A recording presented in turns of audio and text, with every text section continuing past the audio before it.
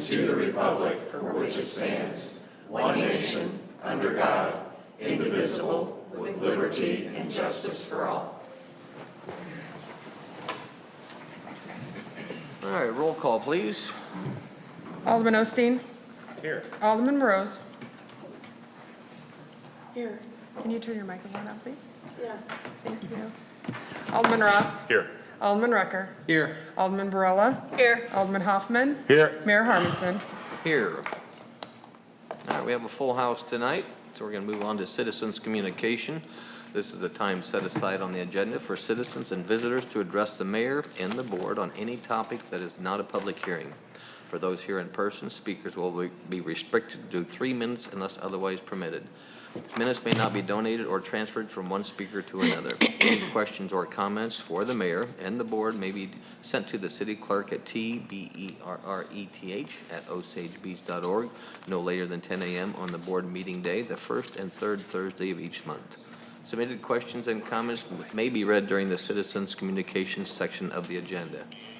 The Board of Aldermen will not take action on any item not listed on the agenda, nor will it respond to questions, although staff may be directed to respond at a later time. The Mayor and the Board of Aldermen welcome and value input and feedback from the public. Is there anyone here in person who would like to address the board? If so, please come on up and sign in, and you'll have 3 minutes.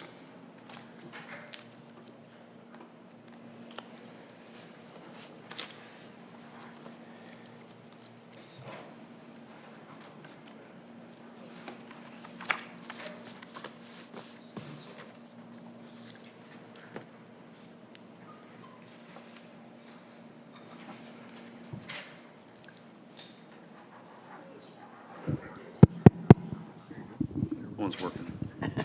Good. I probably don't need it. Most of you know who I am, Jim Snyder, and just had a question more than anything. I know there's an election coming up, so I wanted to find out who voted for the tax for or the surcharge for credit cards on the utility bill.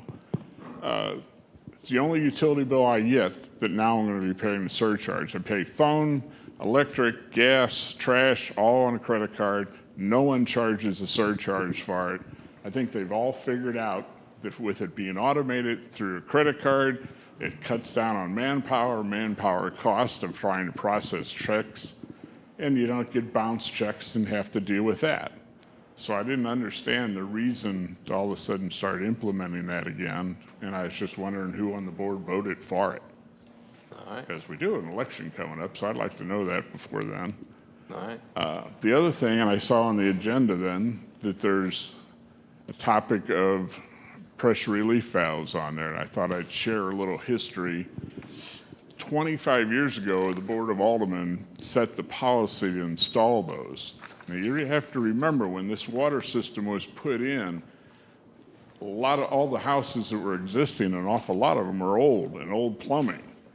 And the concern was we'd have had water lines bursting and geysers shooting all over Osage Beach if we didn't ensure a pressure relief valve on every home. And if you didn't put it out at the pit, then the water line the service line going to the house wouldn't be protected, and you'd have those popping around town. So it was considered a service to the residents to provide that pressure relief valve, and who has more knowledge and experience to install them and maintain them than the water department. So that's why that decision was made. The current ordinance doesn't preclude or require a pressure relief valve. It simply says if you're not happy with your pressure, it's too low or too high, it's up to you to change it. It doesn't say anything about a pressure relief valve, because that section was deleted from the ordinance back then. I just look at it as another service we provide for the people that live here, and not to nickel and dime them every step of the way. So. All right. Thank you very much. Thank you. Is there anyone else who would like to come up and speak?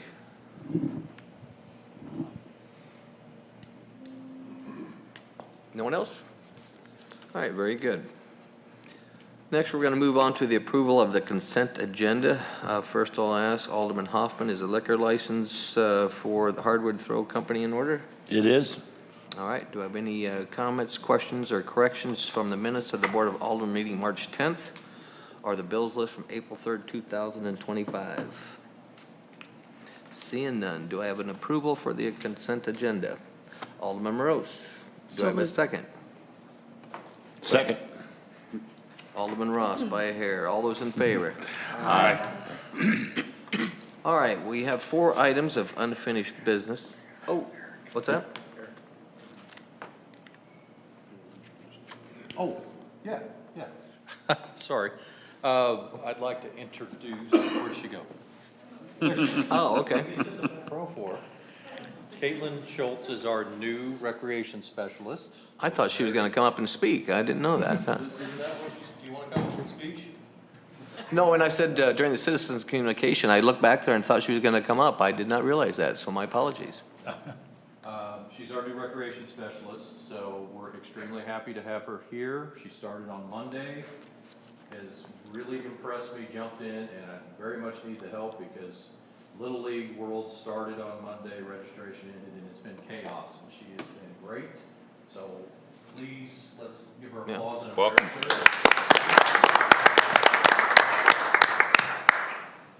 Very good. Welcome, Caitlin. All right, now we're going to move on to unfinished business. We have Bill 25-20, an ordinance of the City of Osage Beach, Missouri, amending Chapter 245, Section 245.060, Park Advertising and City Code for various purposes as set forth. Barry Gregory, Parks Director, please. I have nothing else to add, Mayor, and I still recommend approval. Any comments or questions from the board? Seeing none, do I have a motion to approve second reading? Motion to approve. Alderman Rucker. Do I have a second? Second. Alderman Ross, roll call vote, please. Alderman Hoffman. Yes. Alderman Barilla. Yes. Alderman Rucker. Yes. Alderman Ross. Yes. Alderman Morose. Yes. Alderman Osteen. Yes.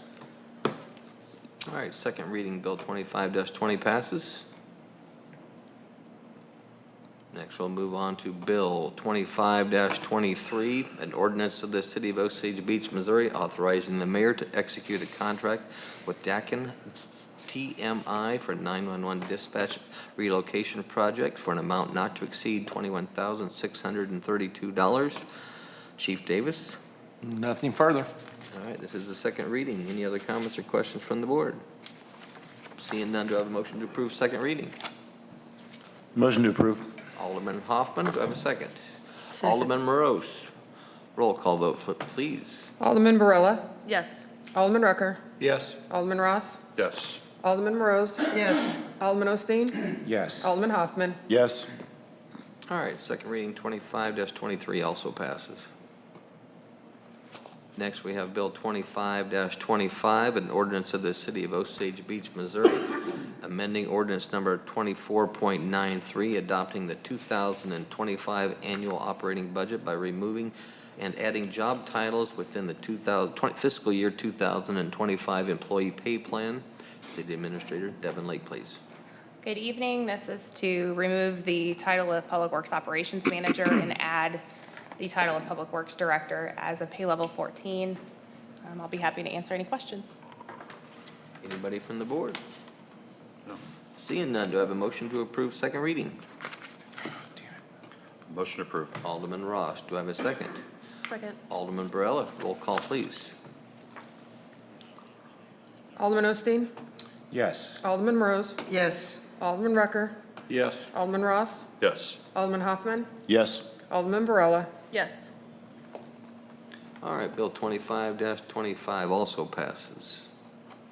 Last item of business under old business, we have Bill 25-26, an ordinance of the City of Osage Beach, Missouri, amending Chapter 112, Lake Ozark, Osage Beach Joint Sewer Board, Section 112.0 through 0, appointed members, second reading. City Administrator Devin Lake.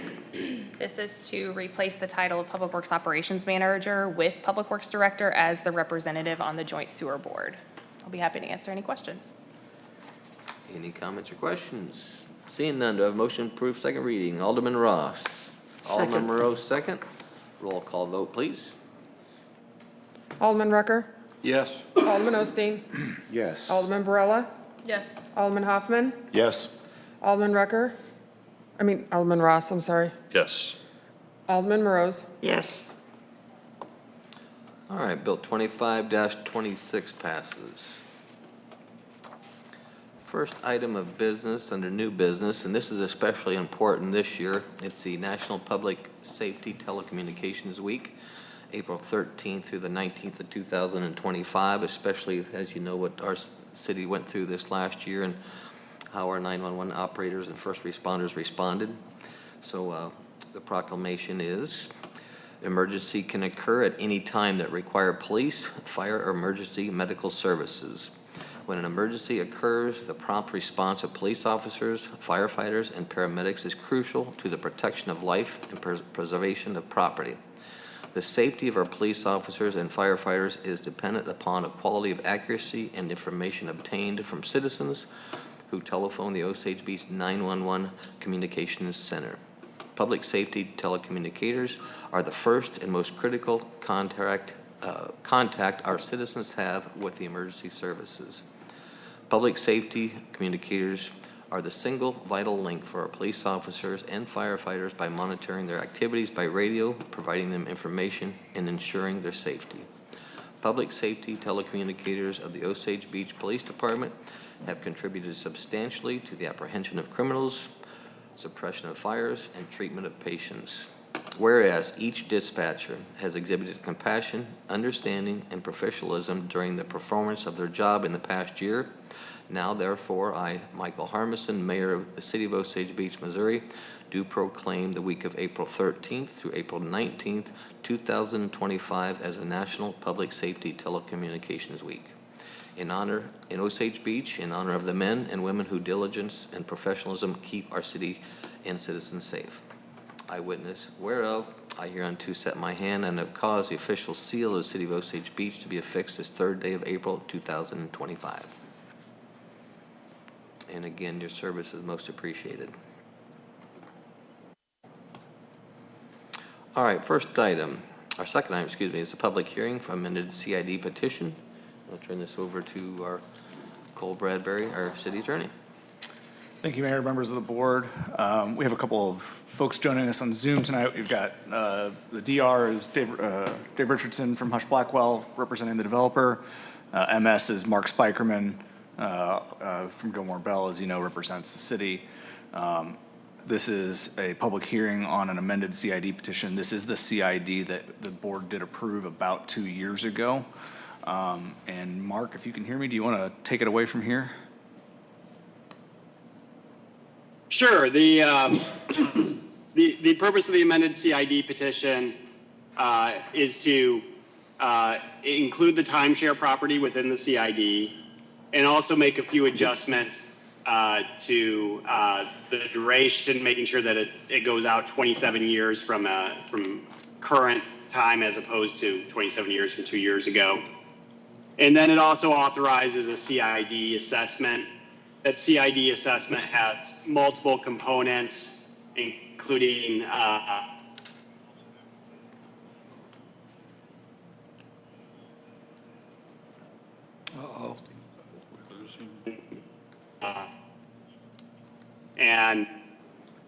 and dollar amounts associated with assessed value and other factors. Hey, the Mark, city is also Mark, if you can hear me, we missed the last 30 seconds. We lost you. From describing the assessments. I apologize for not having my video on. I'm waiting out a rain delay for a lacrosse game right now. The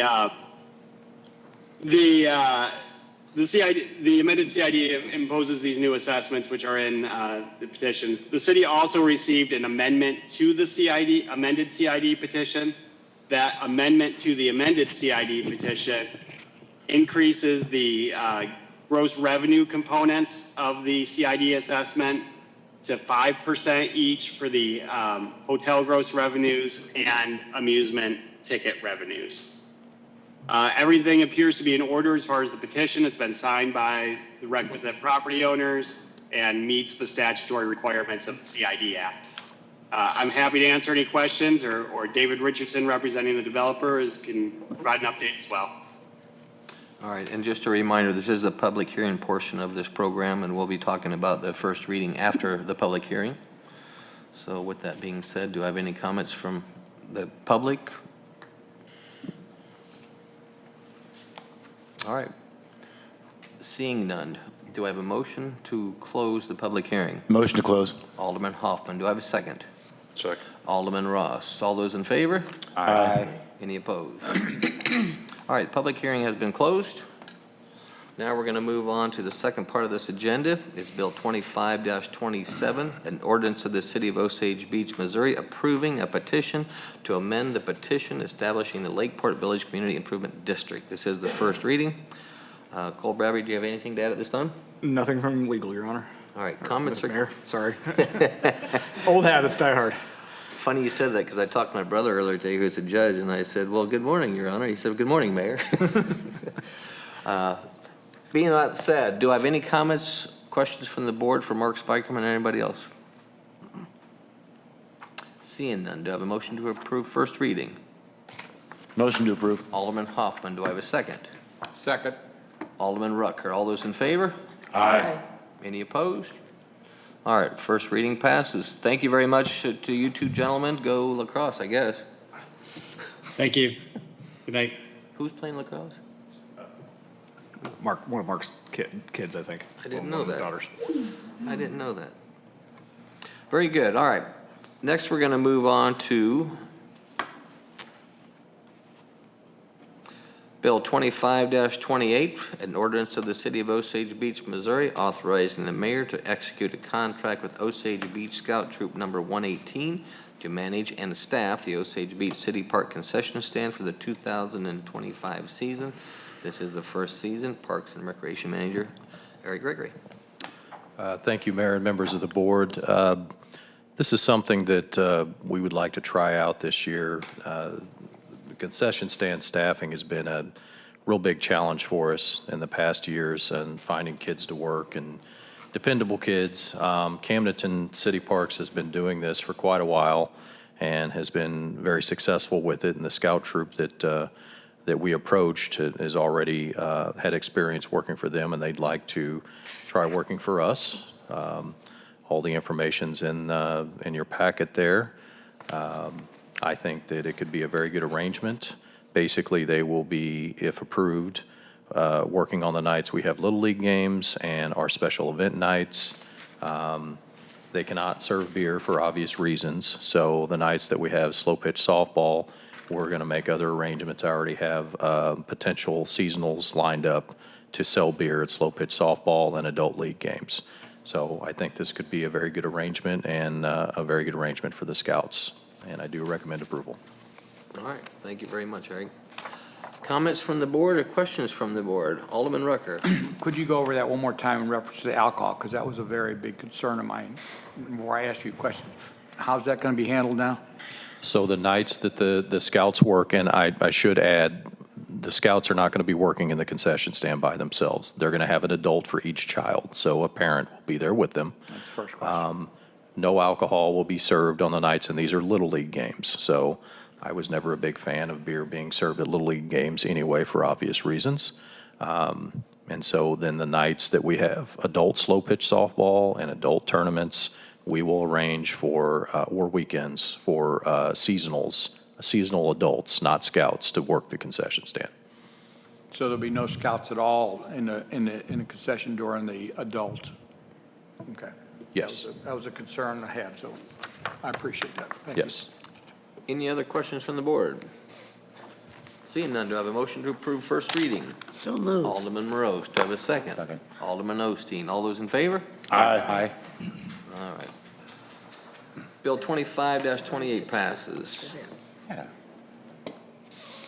Next, we have Bill 25-29, an ordinance of the City of Osage Beach, Missouri, authorizing the expenditure of funds for promotional efforts to support the Lake of the Ozarks Jeep Invasion event support request in the amount of not to exceed $5,500. This is the first reading. City Administrator Devin Lake, please. Good evening, Mayor and members of the board. We had the attached request for event support submitted by Operation Freedom Exchange. Last year, they had requested $3,000, and that is what we supported them with.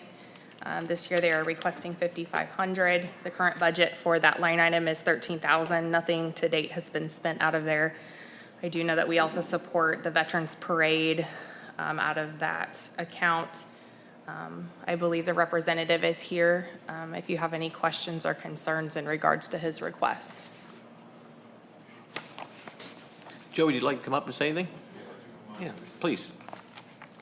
I've got a flyer for this coming year, just to kind of give you guys an idea of what we did last year. I know some of you guys attended the event last year. We had 1,025 Jeeps last year register. We had approximately 3,500 total Jeeps that did the parade, attended the event, and Shady Gators. Out of that 3,500, we had very minute complaints for the first time event. Right now, we opened our registration January 15th, and we're already selling tickets in 16 states for this year. We have people canceling going to Great Smoky Mountains, coming to our Lake of the Ozarks this year. I have a little flyer here. It explains what we did with our proceeds. If you would pass those out, please. Last year, we wrote a check on that Sunday for $20,000 to canines on the front lines. They're the ones that train my dog here. They do service dogs for veterans and first responders. We also did 100 meals for veterans last Thanksgiving. Provided the whole turkey, the whole deal. They came to the shop, picked it all up, took it home, and fed their family. We also are putting 3 veterans through Canines on Frontline to receive their service dog this year.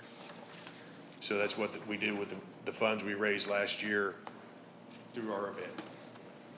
Thank you, sir. All right. Anybody from the board have a question for Joe? Yes.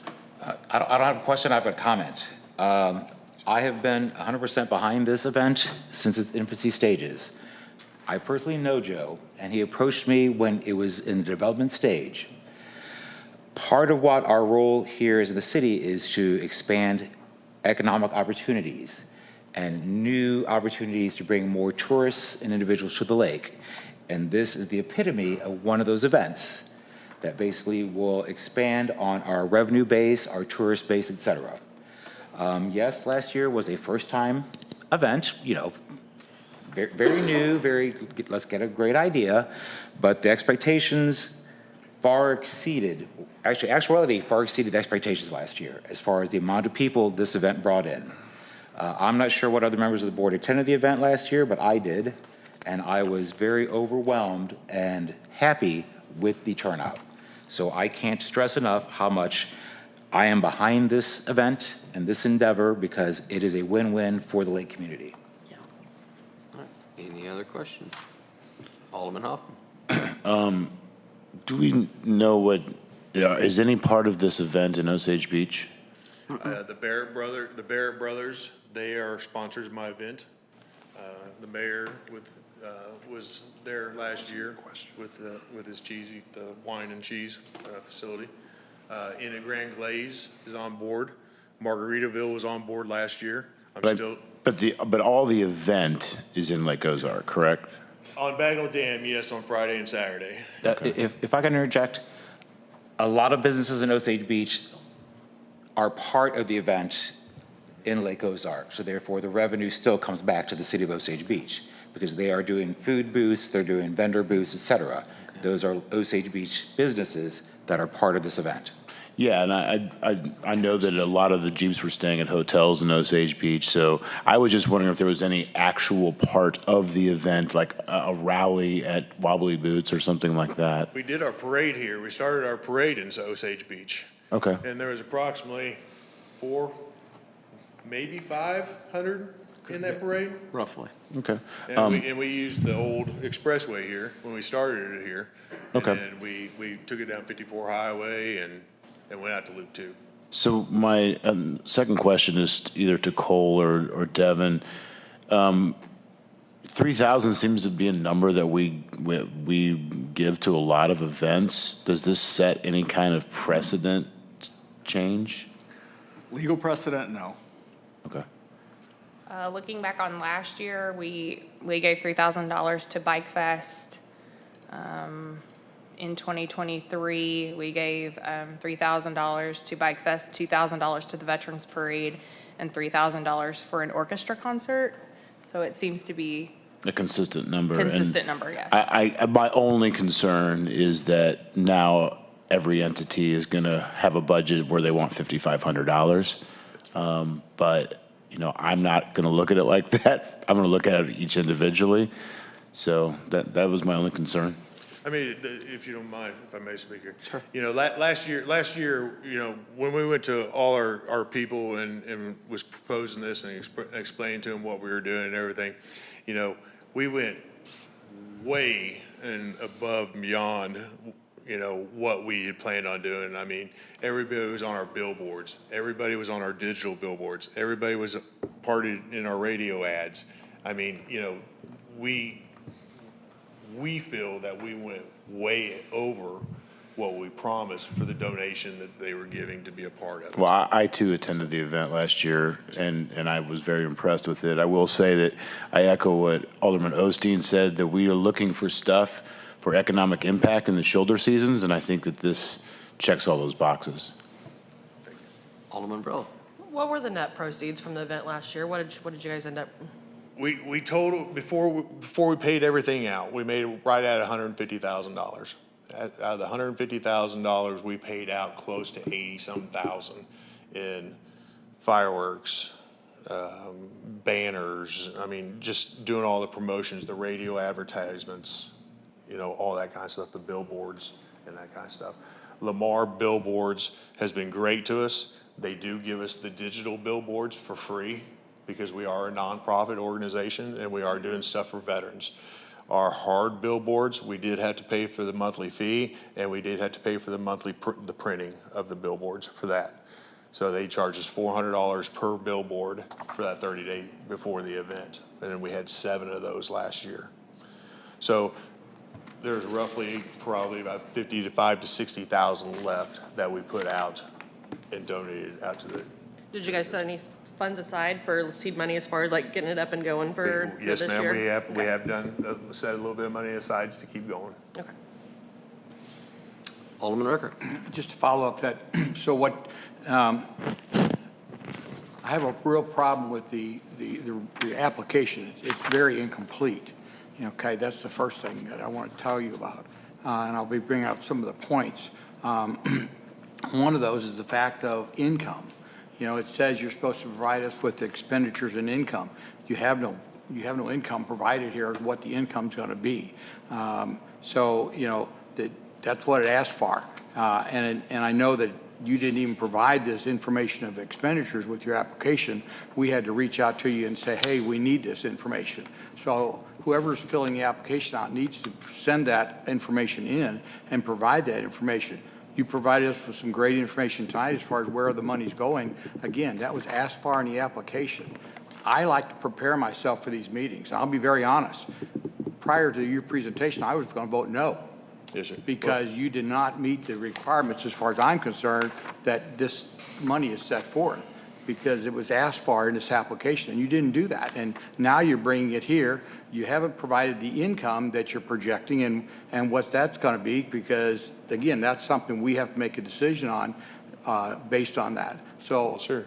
You know, how much income from last year did you set aside for this year? About $11,000 left after we made the donations and did everything we did with the money. Second thing is I understand. I follow up on what Alderman Hoffman said is, you know, what activities are going to be here in the city of Osage Beach. You know, yes, I understand the hotels, but why isn't any of the other activities being able to be done around here? You know, we're the ones that are contributing, and none of our businesses are getting it. Alderman Osteen said that some of the businesses will be providing food. That doesn't give us any taxes back, because they'll be providing food in that other area. They should be paying taxes there. No, they're not here. providing food. The people are coming to the restaurants and eating there. They're not providing any food. I thought you said they were from coming, they were going to, They have vendor booths, not necessarily food, but they have vendor products, booths, and those services, et vendor cetera. booths won't benefit us at all. We didn't have any vendor booths down there last year. All the people that came in, like food trucks and that kind of stuff, we didn't even allow them on the strip or to even be a part of it because we didn't want to affect any of the businesses on the strip. Anybody that came into Osage Beach, they were spending their money and buying alcohol in the restaurants and the bars in Osage Beach I understand that, but that were also. sponsors you of know, the event. So they were being taxed on that. Well, I would like to see some more of the activity be here if any way it can be done. Well, this year, we have concerts going on. I mean, it's hard to, give me an idea of where we can put something in Osage Beach and we will put it. We are planning on doing drop parties in Osage Beach this year at Backwater Jacks or Dog Days or, I haven't talked to Redheads yet. So, I mean, we are planning on doing drop parties because eventually, thank you, this thing is gonna get so huge that the strip itself cannot maintain it. You know, I can only park 860 Jeeps on the strip. So all our vendors this year, Dennis Reese has donated all his property at the top of the strip for me to put my vendors there. I have tractor trailers coming in there that are vendors this year. I have probably 70 to 100 vendors that are gonna fill that area. I have another vendor area down below. I know Bike Fest sets up certain areas, you know, throughout Camden County, you know, Horny Toad out there where it used to be Horny Toad. They set out a bunch of vendor spots out there where they change tires and they do all that kind of stuff during Bike Fest. You know, a Jeep tire is a heck of a lot bigger than a Harley tire. You know, and to set up something like that is just not feasible. You know, we are working with the tire company here in Osage Beach, trying to get them to come on board as the tire sponsor this year. They're talking about trying to bring Falcon tires in to be a vendor for it. You know, I try to bring as many businesses in here because eventually we're going to have to expand from Lake Ozark. You know, you go down to the Jeep invasion down in Tennessee, you move a half a mile in 2 hours. They had 54,000 Jeeps down there last year. 54,000. I mean, you imagine Osage Beach, Miller County, and all, they couldn't handle 54,000 Jeeps down here. So we're gonna have to eventually find spots to grow besides just Bagnell Dam Strip.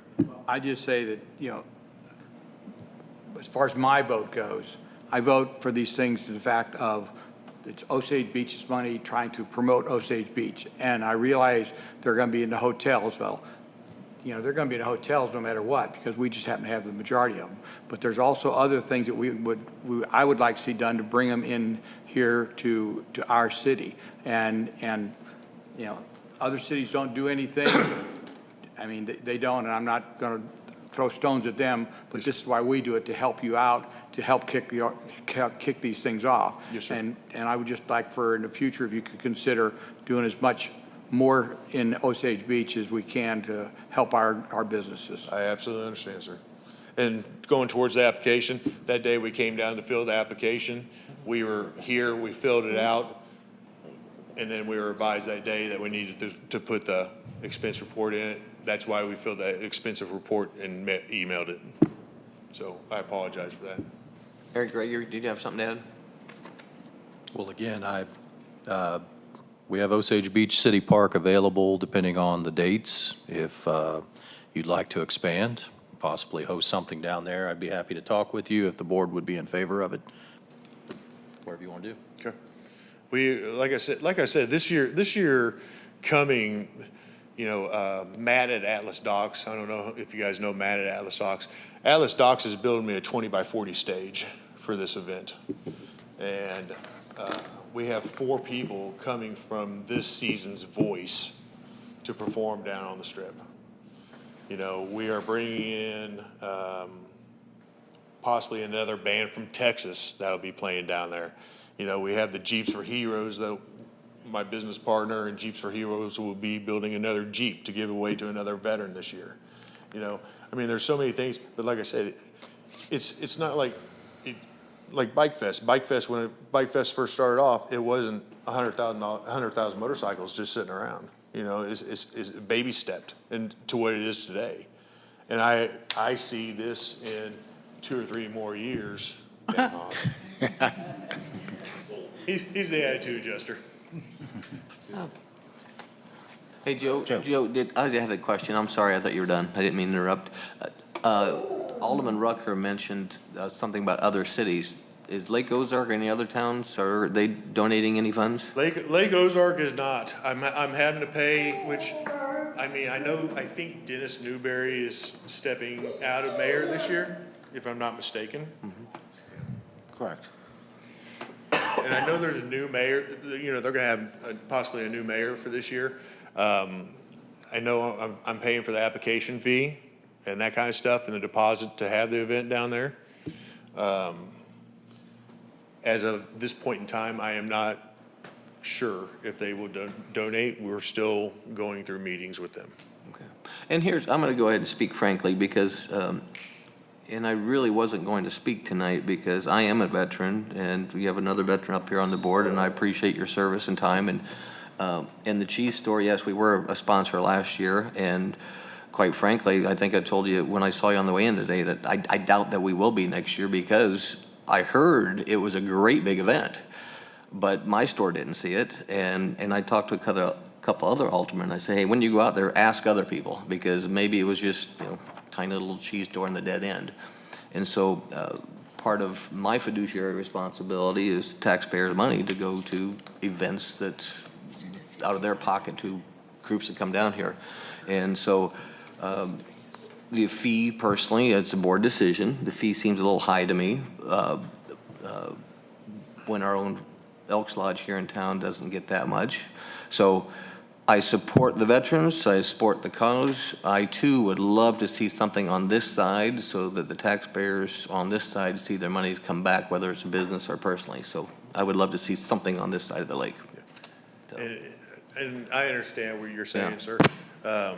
You know, Susan and I have talked in depth about this. You know, last year being the first year, you know, we set that poker passport up because we wanted everybody to get some kind of return on their business of people coming in.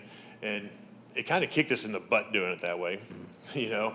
But what we've decided to do this year is we want to, but I can't promise a return on your investment of your donation. So what we've chosen to do is go to like 3 or 4 of the bars and, you know, that are kind of out of the way, you know, to where people can drive. Because a lot of people are going to come on a general admission ticket. So therefore they don't get to park on the strip. So what they do is they're going to be looking for things to do. So, you know, we're trying to figure out like a duck hunt or, you know, something like that. So the 3 or 4 locations that we pick, we're going to have special ducks made for that bar, that establishment. They have to go in and make a purchase to get that duck from that restaurant, okay? It could be a soda, it could be a beer, just something so that bar or establishment is going to get a return on their asset, of the investment. So what we decided to do is there will be a large prize that would be donated from Warren Winch. It would be like $1,000 winch. It could be, you know, cat skin leather, which is a $4,000 leather set. Whatever would be of that prize. So whoever, you know, every duck you collect out of those 4 places, there'll be a limited supply of like 200 ducks. They get a ticket for the drawing for that. So I completely understand what you're saying on that. We don't want to burn bridges with everybody that sponsors us for their first year, you know, but we wanted it to grow accordingly. And then, you know, maybe the following year, 2026, you know, there's big plans for 2026 already being developed, and you guys could probably be a big success in that part because the group that I'm teaming up with in 2026, they do 5 concerts a year throughout the United States, and they want to team up with us and come to Lake of the Ozarks. And they are all veteran-owned bands. Yes, Alderman Morose. I really, really appreciate you coming and giving us this information, and honestly, I have a soft heart for veterans, obviously, and especially those that are less fortunate, that have been victimized in some way or other physically, that that's the way they have to live.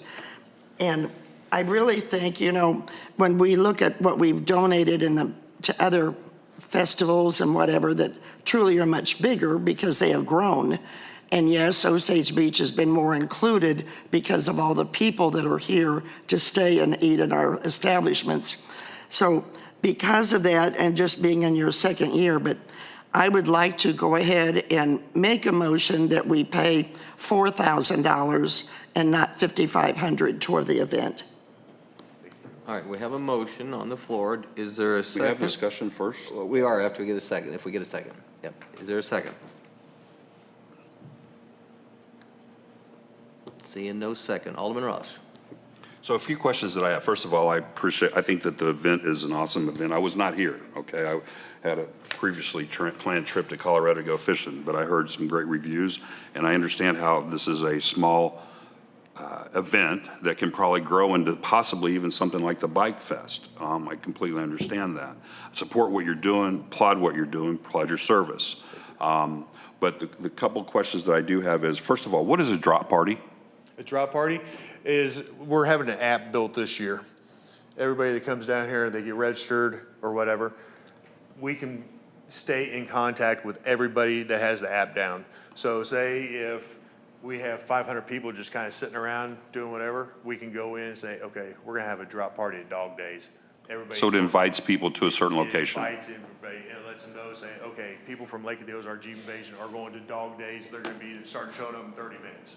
Okay. So everybody will start going to Dog Days. That's what they do down like in Florida, and I'm not really familiar with the Tennessee, but like Jeep Jam and all those. They have these events set up to where, you know, they'll have bars set up to where they can say, hey, if you get a large crowd that needs somewhere to go, hey, we're ready for them. You know, if we can put it down right there and it'll draw a large crowd to kind of clear something there. Okay. Second question is, did Lake Ozark provide any funding last year? No, sir. Okay.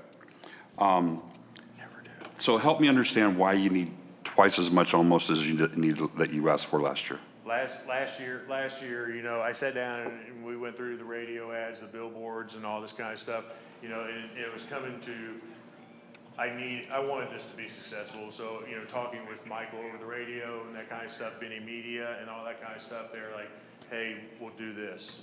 Let's do this for this dollar amount. We'll help you guys. And they doubled my radio ads. They gave me $5,000 of the radio ads for free because we are a veterans organization, nonprofit. So I put $6,000 down there. They played radio ads for approximately 3 months on 7 different radio stations. The Lamar digital billboards, those are free. We paid for hard-to-do billboards. You know, we knew we were going to pay for some of them. You know, our banner expenses, you know, minus what Budweiser and liquor companies did participate in buying. You know, we spent almost $9,000 just in additional banners up here that we really weren't planning on doing to get more banners out publicizing this. So, you know, I asked for additional money to help in case there's any additional more expenses that need to be helped. But based on your ticket sales and so forth, at this point, you're starting to expect more revenue than you got last year. Is that right? This year, well, we're doing a lot more stuff this year to advertise this. I mean, we did geographing last year. We sent 10,000 geographic emails out to geographing. Does everybody know what geographing is? Kind of. There's a lady that volunteered her time. Her husband's a United States Navy SEAL. That's what she does for a living. Only thing she charges just the fee to get those emails and do it. She didn't charge any for her time. She's doing the same thing for this year. She's expecting to push probably 20,000 emails. Can I get you to talk into the microphone? Oh, I'm sorry. That's okay, thank you. I'm kind of drifting on you here. Yeah. Sorry about No that. worries. It's okay. But I can't hear half the time, so, but, you know, a lot of things are, you know, we sat down, we tried to figure out everything we do. We're trying to figure out every single penny to spend the right way. Because, I mean, we're not just, you know, we want to make sure our bills are paid, and plus we want to be able to donate what we can. I mean, this year we have a high expectation of what we are covering this year as a sponsor, you know, as our sponsor is. I mean, we are doing huge things, trying to this year with the money we raise. Well, I think what you're doing is great, okay? I think it was talked about a shoulder season event, I think is great. I think organically this will grow, much like I think the Bike Fest organically grew over time also. And as much as I want to support this, I'm not comfortable supporting it at the level that you asked for, okay? I could be comfortable at $3,000, okay? That's what we gave last year. That's what we tend to give the Bike Fest and so forth. I want to support this because I think this is a great event, and we need to continue to support it in a way so that it can grow into potentially something like the Bike Fest. And those are my comments at this point. Thank you. All I can say is that we appreciate any dollar amount you guys do. I mean, it's amazing the help that we get from you guys. Alderman Osteen. I've got a few comments to make. First of all, I'm not very comfortable with the verbiage coming from the board on what does this do for the city of Osage Beach, and trying to pinpoint a dollar amount on how the city benefits from donating to a charitable cause. First of all, we cannot put a hard dollar amount to that. No one ever can, because it's based on attendance, it's based on where they go, where they spend their money. We can't gauge that. But I feel like we're putting him on the line here, wanting to know, how does this benefit us? When at the end of the day, and one of the reasons I came on this board was because I've said this 2 weeks ago, at the end of the day, we are all Lake of the Ozarks. Any new organization or new event that brings new tourist dollars to the lake obviously has a domino effect for the city of Osage Beach. So I'm not comfortable with the line of questioning that we keep saying, how does this benefit the city of Osage Beach? I feel like that makes us too singular, like we don't support our surrounding communities. And I just gave a speech about how it is not Lake Ozark versus Osage Beach versus Camden, and this line of questioning basically is going in that same direction. So I've got huge issues with how we are basically representing ourselves on being singular on how does it benefit us. Secondly, sorry, I've got a lot of things to say on this. We keep going back to the $3,000 donation amount, because that historically is what we have done for other organizations. But is that because they have asked us for $3,000 and no more? That is correct. There's never been another organization that's asked for a charitable contribution where we've decided to basically cut what the contribution was. You're wrong. All right, give me an example, Kevin. I can't remember it, but I'll go back and get it for you, Bob. Well, I know in 5 years Am I not correct, Richard? I think, I remember I know in 5 something. years of me sitting on this board, we have never basically haggled on what that donation request was. Yet we keep going back to that dollar amount because that is what those organizations asked for, therefore that is what we give. Secondly, in my 5 years on this board, we have basically gotten the application for that contribution. We've asked a few questions and then we've rubber stamped that contribution. I've never seen somebody drilled as hard as this board is drilling this individual about this event. So I take offense to that as well. So I'm very disappointed in the board's line of questioning. I'm very disappointed how basically we are coming across as very singular on we don't want to donate money unless we know the exact dollar amount this is going to affect the city of Osage Beach. Because we all know that regardless if this event is in Camden, Sunrise Beach, Lake Ozark, obviously it benefits this city. That is all. Any other questions? Alderman Rucker. Bob, I'm sorry you're offended, but I am not going to stop doing what I just did. It's my responsibility to do that. I'm responsible for the city of Osage Beach's taxes and their money, and that's my job. And I'm going to continue with that line of questioning. And if you don't like that questioning, I'm sorry, that's tough, because I'm offended by the fact that you don't like the fact that we are doing our due diligence and doing our job. So I will continue that line of questioning. And the fact that this gentleman is being asked this information by us, it's because it wasn't provided in the application as I brought up. So I'm sorry if you're offended, but I will not stop that, and I am not apologizing for what I've done with this specific bottom amount. As far as the dollar amount, I would ask you that whatever you make, I would hope that you would consider moving forward with that money for next year to put money forward. The objective, as far as I'm concerned, and it's not in our ordinance, and we've discussed it at the board level, and it's not your fault, but we've said that this fund was originally set up as seed money to help organizations get started and eventually go on their own, okay? That's what was the intent. It's not written in the ordinance, But for those that have been around here, that's what the intent was. So with that being said, as far as my vote goes, that's my understanding of what I would like to see. So I would hope that you would be able to continue to grow this event and use this money that we are providing, which seed money, so that eventually you can have this event totally self-sufficient on its own. And when you make that kind of profit, I'm glad you're giving some of it away, because it was, again, asked in the application, what do you give away? And there was nothing said as far as where you give all that money away to. So that's why some of those questions were asked in the application of me tonight. And I would ask for you to put some of those funds away for next year and the following year, so that you can help and not be totally supportive or sufficient on us. Yes, sir. Thank you. Alderman Hoffman. Respect both you guys. I got a little heated, but I understand both of your points on that. But I've had a little time to think about this since I met with the mayor before the meeting. And, you know, we are investing in veterans. And that is very important to me. And this is a really great cause. 22 veterans die each day of suicide. They are directly impacting that. So I applaud you for that. Also, we do talk about the rising tide lifts all ships.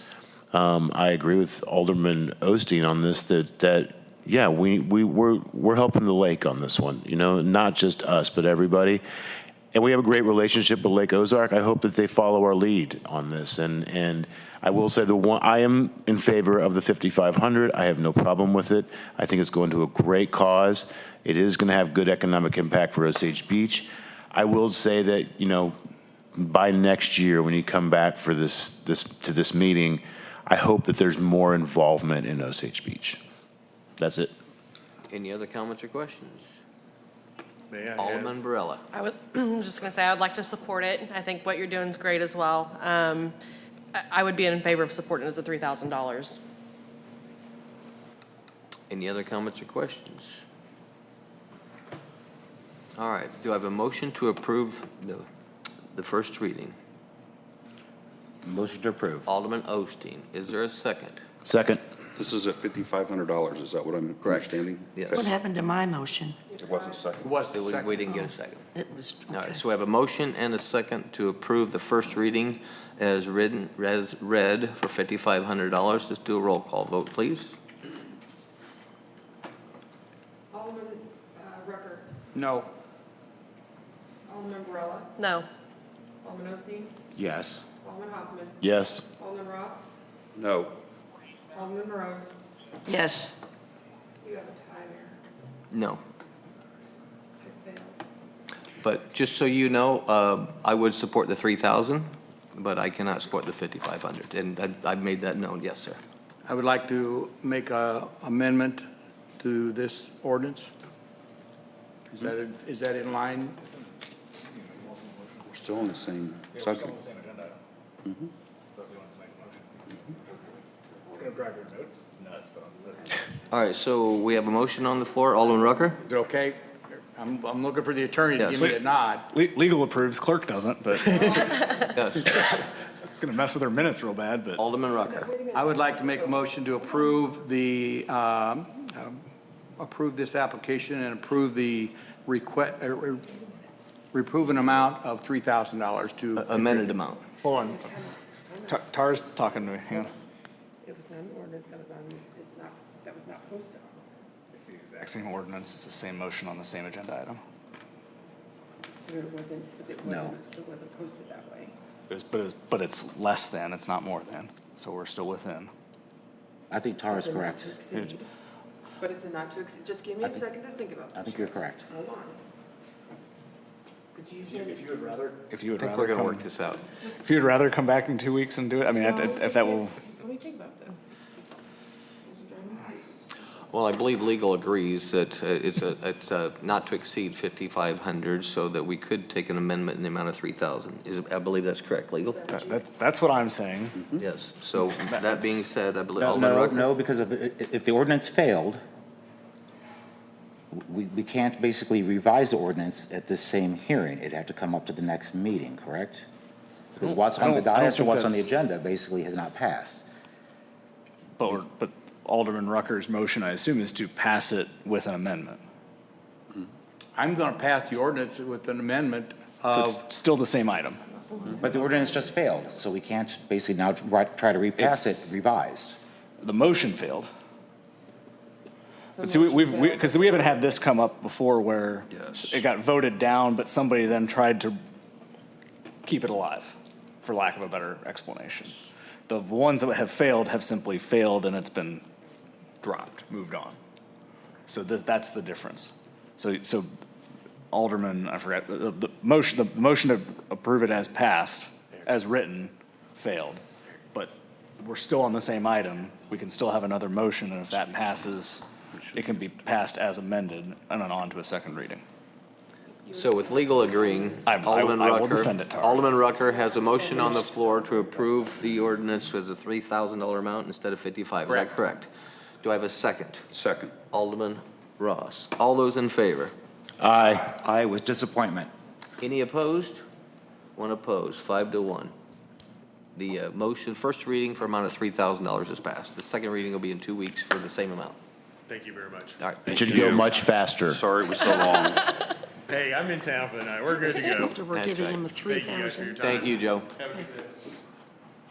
And I just want to reiterate before you go, just so there's not any second thoughts out there, hey, Joe, is that I'm in favor of the 3,000. I wasn't in favor of the 5,500, so You're fine, sir. I had to break the vote, so I didn't want it to see like I was voting against the veterans, because I'm not. Absolutely not. So, You're fine. And All I'd right. like to, may I say one other thing? absolutely.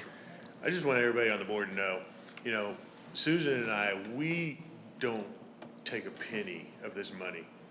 Every penny we raise, we give back. So, I mean, everything we do, coming down here, going to meeting people, we pay that out of our own pocket. So I want everybody just to know that we are actually doing things right as a nonprofit. Well, if there's anything I can do to help Lake Ozark to pony up 3,000, let me know. Yes. All right. Buddy, we're gonna be there on the 28th. All Just come on down with me. All right. Thank you all for your time. Thank you. Thank you. Thank you. Thank you. Thank you. Newberry's leaving, what the heck? May not be in their budget. All right. Next, we're going to move on to Bill 25-30, an ordinance of the City of Osage Beach, Missouri, amending Chapter 705 Waterworks, Section 705.090, Pressure and Continuity. First reading, City Administrator Devin Lake, please. So Cole and I are going to tag team this one. So we were requested to put a revised ordinance on the agenda for the pressure reducing valves.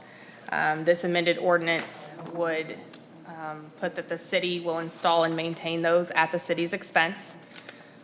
Caleb has done a lot of research by calling other communities and basically has determined that they don't have ordinances that regulate pressure. They just make the agreement that they will follow DNR regulations and provide the minimum standard of pressure. Staff does not recommend approval of the ordinance. I gave 3 reasons. Number one, as the community ages, the replacement of these devices will increase, causing a financial burden to future budgets. I believe, if I remember correctly, Zach spoke that this would be around a $50,000 budget implication currently, which will just obviously increase as time goes on. Number 2, commercial PRVs typically must be replaced more frequently than residential, which will not be equitable to all citizens. So the residential customers will pay for the commercial replacements. And number 3, this opens the city up to additional insurance claims if a PRV fails and causes damage inside or outside the structure. And Cole spoke to our insurance company, and he can provide more information on that. Yeah, I spoke to Jason with NPR about this at length. His response when I asked him about taking on the responsibility for pressure was, I've never gotten that question before because you guys are the only ones who've ever asked to do it. There is nobody in the state that he could identify and nobody in the state that Caleb identified that does what this ordinance proposes to do. It opens us up to a world of liability claims that we don't currently face. And so although I drafted the ordinance, I think it's a very bad idea and I do not recommend approval. All right. Alderman Barilla. I just have a question on, How is that it sets us up for, it's something we've already been currently doing though, correctly? Like, I mean, So Mayor Snyder kind of said, so the thing is, our ordinance is written the right way, and then we've been doing it the wrong way. The ordinance is what everyone else does. The ordinance says we don't do this. And then if for some 25 years ago, apparently, somebody decided that even though the ordinance says we won't be responsible for pressure, we took on some responsibility for pressure. And we have the ordinance, and so the reason this came up was Mike Welty came in and said, at one point and said, hey, we've been doing this PRV thing for a while. We would like to stop because it's not in the ordinance. So can we please, can we revisit whether we should be doing this? And he asked what I thought, and I said we shouldn't be in this business. The ordinance is worded correctly where we are not responsible for pressure. If we are responsible for pressure, which is what the change would make us, then any faults in pressure could serve as at very least the basis of a claim, if not a payout. And if one of the PRVs that we install fails, and then it overpressures a house and floods a house. So the staff once it was brought to my attention, to Gina's attention, to Mike's attention, were wholeheartedly in agreement that we should not be in the pressure business because of that. The other thing is when I talked to NPR, I asked, would our insurance cover this? And their response was, well, believe it or not, we don't have an exclusion for this because nobody's been silly enough to try it. but could we not get by if we were to make the homeowner sign something, if we're replacing them or something like that to get around that issue? Is that better? Yes. Is that good enough? Is that enough to stop a claim? Probably not, because again, even a claim on our insurance, even when we win, and we have several claims against the city right now that we've won or are going to win, but every time we get a claim, our rates go up. And so, getting something signed would help. That's why we're proposing the waiver through the end of the year, because it's better than not having the waiver. But it's not going to prevent, but if we take out of the ordinance the language that the city is not responsible for the pressure, then we are asking for liability claims. And when I spoke to NPR about it, I said, is there an exclusion for this? And they said, no, but you've made us discuss adding one.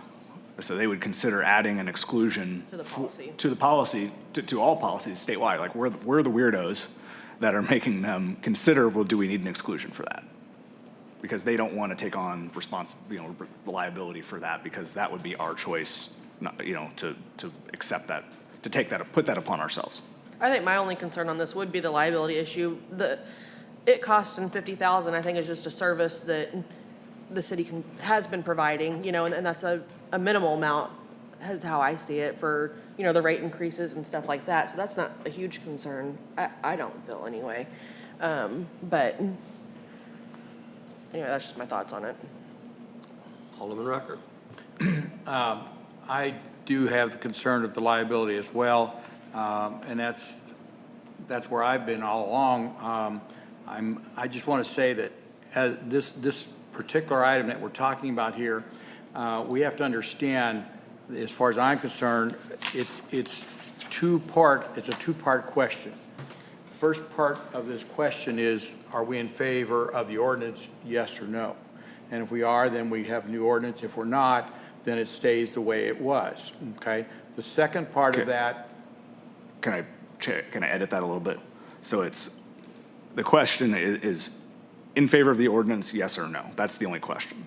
If the ordinance passes, then we will do what the ordinance says. If the ordinance does not pass, then we will we will use the waiver. Staff is proposing to use the waiver that's immediately behind the ordinance. That's where I disagree with you on. That's why I'm bringing it up. Okay. That's where I disagree. The first part of this discussion needs to be, are we in favor of that ordinance, yes or no? If we are in favor of the ordinance, then how do we carry it out, okay, of the change? But if we go back to the ordinance the way it is right now, I am not in support of what is in the blue sheet. That's what I'm bringing up. Because first of all, I'm not in favor of this new ordinance. Let's put it that way, okay? I don't like the liability the city would take on. So that's the first thing. I'm going to be in favor of keeping the existing ordinance in place. But the second part of that is I'm not in favor of doing what the blue sheet says on how we move forward, because that was a discussion we had a number of meetings back, that we would go 2 years or more out, not just till the end of this year. That's why I'm trying to bring it up. So I want to make sure everybody's clear that hopefully you would follow me. Everybody obviously does their own thing, but you would vote not in favor of this ordinance change. Then the next topic is, what are we going to do with the next, what are we doing next? That is not part of that vote. Okay. Because I disagree with what is in the blue sheet on how we carry out, hopefully after we have a vote this ordinance down. And then we can discuss that either now, or we can discuss it after. I guess we should wait, because if the ordinance passes and goes forward, then it's a moot point. If the ordinance votes, if we vote this ordinance down, then I guess we would discuss at that point At a later how we date. move forward. I just want to make Yes. sure that clear. And to be clear, I think that later date, Alderman Hoffman and I talked about this a little bit. The discussion was through the end of this year was what we picked, because that's what's budgeted. And if at budget time in the fall, if the board says, you know, we said we'd go through the end of the year, but we'd like to go another year, that can be, the decision will ultimately get made when the board approves the 26 budget. I think that would address. Well, I disagree again. Let's after these ordinances voted down, hopefully, then we had the discussion before, a couple of weeks or a month ago, that we would carry this program out as much as 2 years. And so that's the next discussion we need to have. And there's a difference in that from the previous discussion item to here. The previous discussion item was loaners. The current proposal, which is what Alderman Hoffman proposed and what's in the packet, is permanently replacing, so not loaners. So permanent replacements. We will continue doing what we've been doing through the end of this year. So we will not come take them out at a later date. That is different than what was at the previous discussion item. So it's permanent for the remainder of the year. Yeah, I think it's two-part. I get it. I understand. Alderman Ross. So I have several comments. First of all, I wanted everyone to know that I'm the one that pushed this, okay? The reason I push this is because I don't believe that we as a board or as a staff or as an organization should be out there doing things that are contrary to what our ordinance says, okay? So and I think that's kind of what you're alluding to in some ways also, Kevin. So I felt like the best way to clean that up, especially for 2 years, we should not be knowingly not doing what an ordinance says or being contrary to an ordinance, all right? And to have a plan, in my mind, to be contrary to that ordinance for up to 2 years was just not acceptable. And so that's why I brought this forward. So it's, again, I hear things like, this is a unique system. Well, you know what? We've got a unique sewer system, and I guess we have a unique water system. And I think the forefathers were smart in making sure that those pressure-reducing valves were installed back when this thing came and passed, because a lot of people were on wells. For example, Harbor Heights that I lived in was on a well, and everybody was pretty happy with their well water. But the city wanted to entice people to come onto the water system because they had bonds to pay off. And so the worst way to get people to come on is to start hearing from your neighbors that, you know, you're blowing lines out because we're dumping 160 to 220 pounds of pressure on them, okay? Because guaranteed their faucets were not going to hold up very long, all right? We have been doing this for 20 years. We have an assumed liability, for lack of a better term, and I'm not a judge nor am I a lawyer.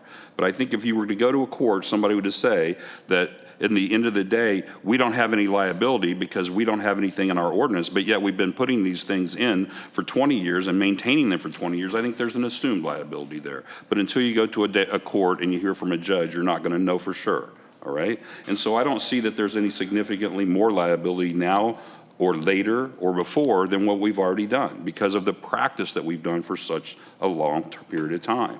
And the last thing I'm going to say is this. I am not going to support changing and lowering our service right after we took one of the largest increases, I think it is the largest since this water system has been in place, and turn around within 6 months or a year and tell people we're going to reduce services. It's in the rate structure, okay? That rate structure shows that whether it's 30,000. At one point in time, Zach's not here to finalize, but Zach told me if you look over the last 3 or 4 years, it's an average of about 30,000 because it fluctuates up and down. Okay, I get all that, but it's in the rates. We had enough money to add 2 more people to the water system. All right, in the budget, but for some reason we think it's so important that we reduce these costs. Because they're so significant. I don't get that, to be quite honest. So with that, I don't believe we should lower services after taking large rate increases because I don't think it's critical that we do so. And I do support this ordinance. Thank you. Any other comments or questions? Alderman Hoffman. A question, Cole.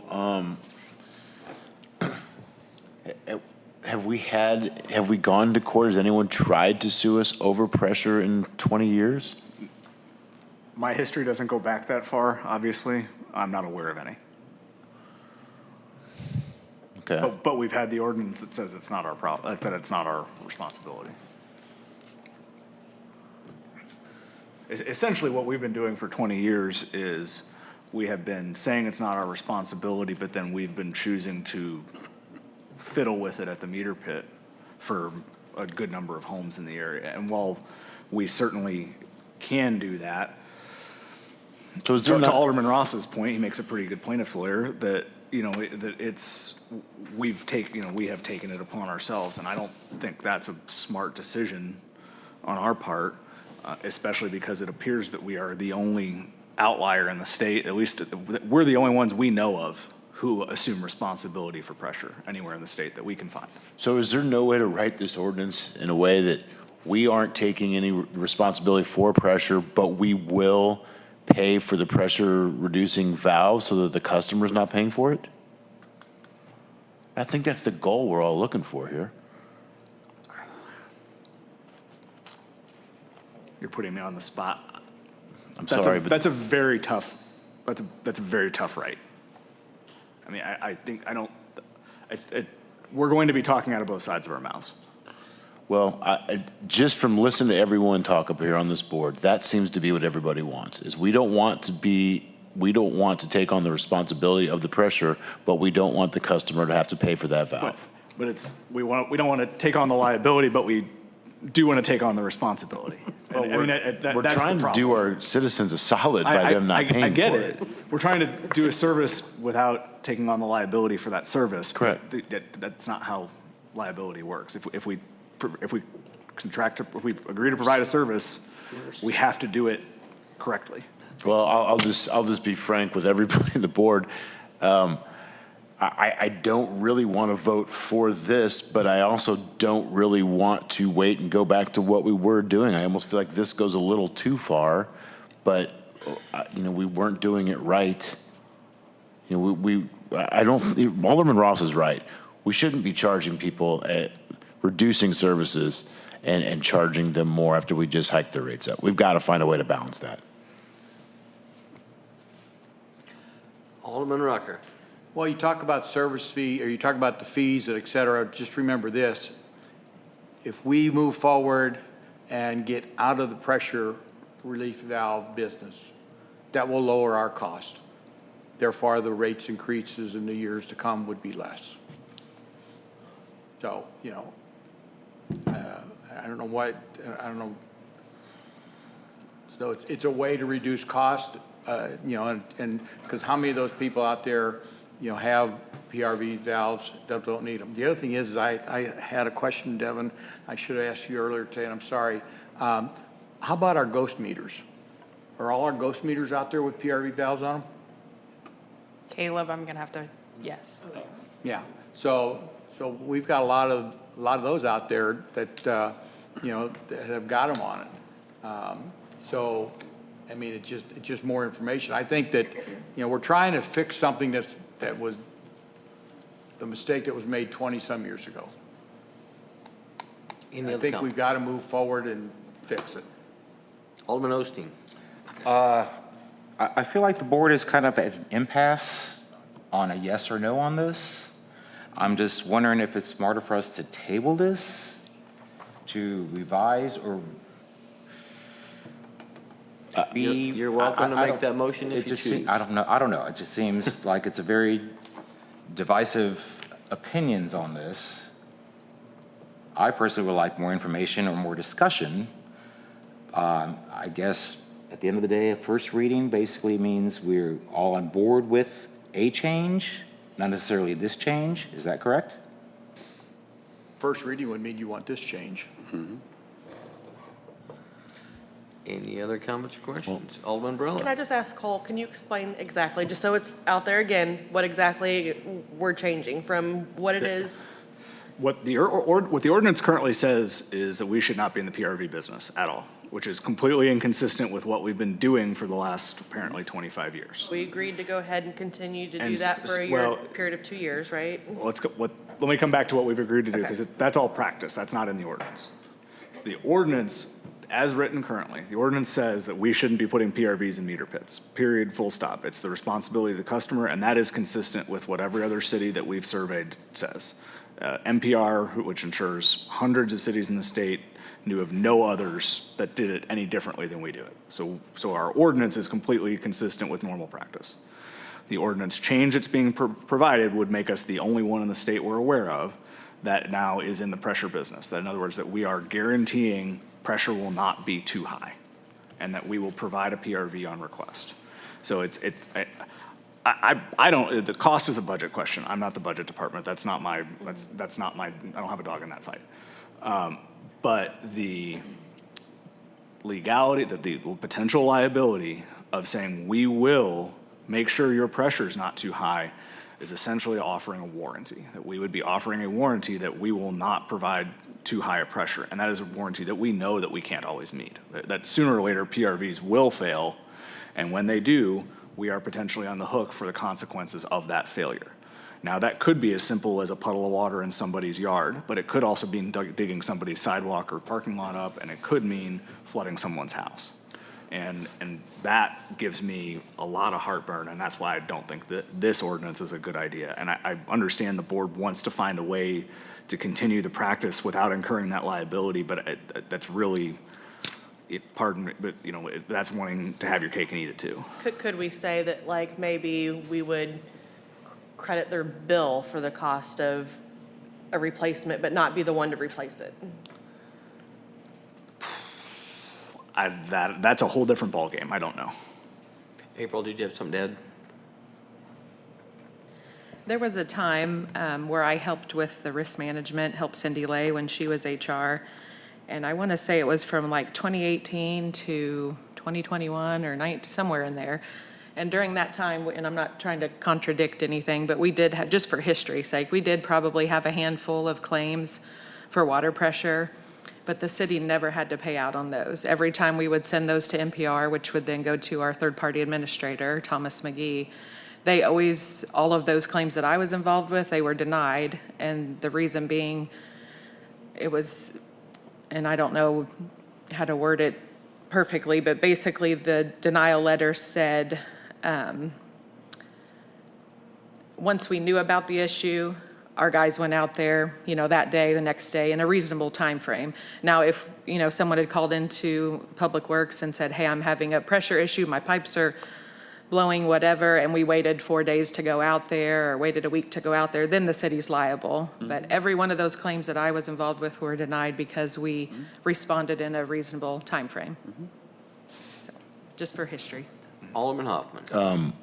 We have a really good water department. It sounds like we should kind of trust them to do their jobs to me. But Caleb, any idea on how long the one typically lasts before it wears out? They vary. In the early 2000s, we still have some in the system that are 20 years old that work just fine. Some of these newer ones that we've been getting, I'm assuming from the COVID era and the manufacturing. Caleb, can you come up to the thing and talk?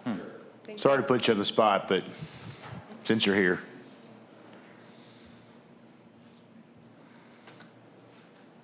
You wanted to come up and talk anyway. Time to show your stuff. I'm a nervous wreck, so please don't judge me.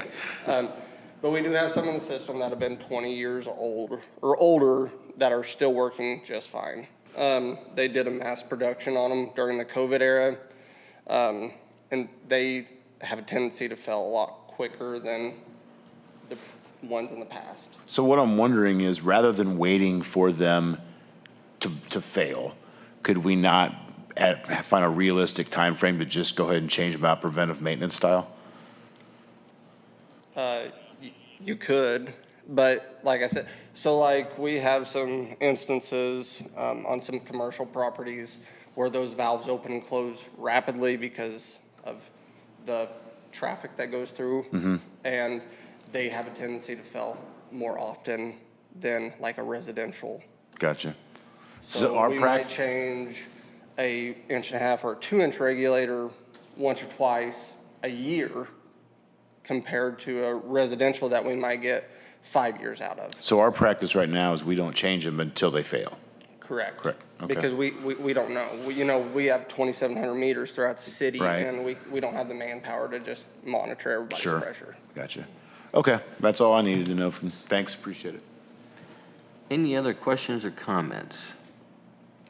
I'm ready to make a motion. Seeing none, do I have a motion to approve first reading? So moved. Alderman Ross, is there a second? I'll second. Alderman Hoffman, let's do a roll call vote, please. Alderman Osteen? I was hoping I wasn't first. I'll Let go me first. do it with my microphone on. Alderman Osteen? Yes. Alderman Hoffman? Yes. Alderman Barella? Yes. Alderman Rucker? No. Alderman Morose? Yes. It passes. Alderman Ross, I'm sorry. No, I'm sorry, I forgot about you. You motioned Yes. it. Okay, thank you. All right, first reading, Bill 25-30 passes. Could I add one thing there, Mr. Mayor, before we move on? No. No? Yes, I'm sorry. That was a little out of context. I'm voting yes here. I'm hoping we find maybe a better solution in the next 2 weeks. I just wanted to add that. Just throwing it out there. We've had enough, we've had so many discussion items on this. This is what I got. Yeah, I think he's open to any suggestions you may have in between now and then. We already worked on it once. All right, What about going back to the way we discussed it 2 months ago or a month ago, that we would keep the ordinance in place and do a heavy advertisement, and phase out us replacing them within a year or year and a half? We got 2 weeks to work on that. all right, very good. Bill 25-30, first reading passes, and yes, Alderman Rucker, I don't mean to just discount, but yeah, if you want to visit with Cole about that, that'd be awesome. All right, next we have, last item of business, we have a motion to amend the purchase of 2 dump trucks from Premier Truck Group for an amount not to exceed $7,000. City Administrator Devin Lake. So Premier Truck Group reached out to Rob at the Transportation Department and in turn got with me. Since the approval of these 2 dump trucks on February 20th and March 6th, as you all know, tariffs have been added.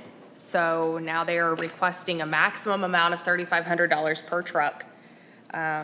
It is not, that's the maximum it will be. We are not sure what the exact tariff would be. That is what they put on the invoice.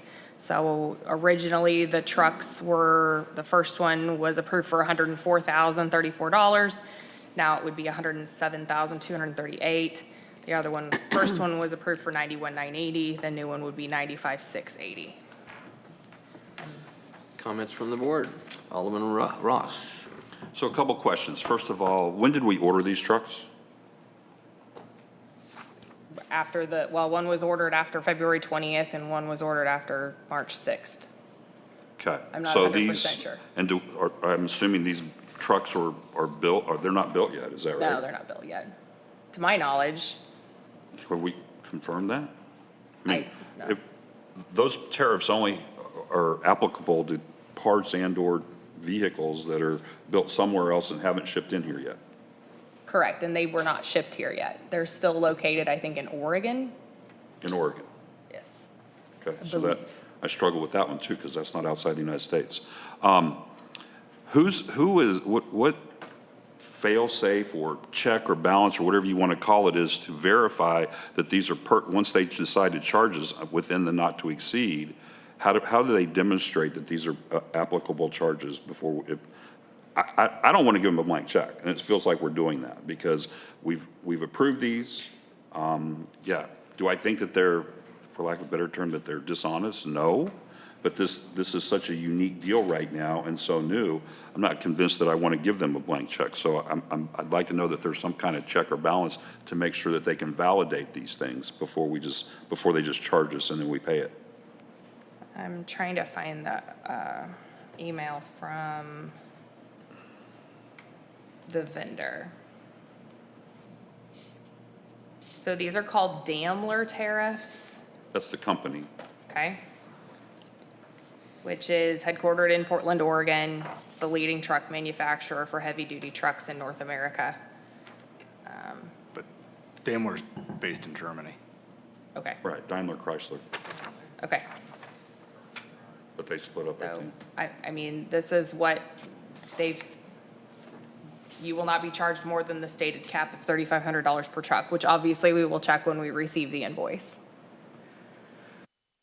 So this too is a not to exceed. Not to exceed $3,500 per truck, so But they haven't given $7,000. us any indication of how they tend to demonstrate that these are appropriate tariff additional charges. Is that right? I'm assuming that will be presented on their invoices when they request payment. Okay. That's all I have at this point. Any other questions? Alderman Hoffman. Is this a one-time deal, or are they going to come back and They again? indicated to me it's one time. Okay. Anyone else? Alderman Why- Rucker. Is this the tariffs that Trump's putting out? Is that what we're talking about? Okay, I just want to make sure it's not something else that, That's what I'm guessing. well, that's what I'm assuming, and I hate to assume something, but, is it just is it a federal tariff? I mean, if it's federal tariff, it's going to be It would have to simple to be able to track. I mean, it's obviously all over the news and everything, and, what the percentages are, and et cetera, et cetera. So, are they just coming up with, Making money on the tariff. yeah, I mean, That's what I'm asking. Yeah, Valid question. I can't answer that. I'm This is a assuming that. This is a first reading, right? well, Yes. I would support one moving invoice. forward so that we can get these trucks. trucks are But I on also one. would like to get some, and I don't know how we go about putting it in the motion or whatever, but to get some better verification or something rather than just an email that says, hey, by the way, we're going to charge you a tariff. Well, Yeah, I think we all have the same, if they're charged 2,000, they're putting an upcharge of $1,500 to make a profit, that's what we're trying to verify. So valid concern. Alderman Rose. well, and it seems crazy, you get a package and you pay, say, a tariff on it for that package that has several items in it. We got an invoice for 2 trucks, but regardless, if we're gonna charge a tariff, pay a tariff, it should only be one-time tariff. no, it's not per a vehicle. Per vehicle. There's It's 2 per, vehicles. I understand, but the bill is for 2, and it's one bill. So I think it's only should be one tariff. Just- Well, whatever we're being charged. Tariffs are a percentage of the total dollar amount. So if there's 2 vehicles, it's the It's fine. percentage times I the 2. don't agree with it. Alderman Hoffman. I'm just, we can pass this on the first reading and have 2 weeks to look into. Actually- right? No, it's a No, motion. just a It's not motion? first and second. Yeah. There's not required a second. I'm sorry. Well, that's why I was clarifying, because I thought maybe our city administrator was wrong on that one. Turns out she was. It's not a first reading. Okay. But if we don't pass this, we're not going to get the dump trucks? Correct. Okay. We're stuck. Alderman Rucker. I make a motion to pass this with the responsibility for the city administrator to get us a additional verification of this. Documentation on the verify the Documentation. charge. Okay. Back up. Very good. Thank you. Okay, Do I have a second? I'll second that. Alderman Ross. All those in favor? Aye. All right. Motion carries. I will Oh, get that that done. was fun. It's been an interesting night, hasn't it? Mm-hmm. All right, we're going to move on to staff communications. And let's start with our city administrator, Devin Lake. So I made you guys a promise last board meeting about the budget books, which we did receive the budget books. However, there was a little misprinting situation that's going on, so we will have to fix that, and we will get you those next week. So I wanted to give you an update on that. Number two, we had myself and a few board members had a great time at the legislative conference. That was a interesting situation. It's the first time I've ever sat with elected state representatives and what are they called? Senators. So that was a fun and interesting event. And then my husband and I really enjoyed the Policeman's Ball. That was an awesome event as well. So I want to thank the Fraternal Order of Police for putting that on. As I understand it, that's the first time since before COVID. So that was an awesome event, and I look forward to going to those in the future. And that's all I have. All right, Assistant City Administrator, April White. I just wanted to congratulate Maddie on 1 year of service with the city as of last Tuesday.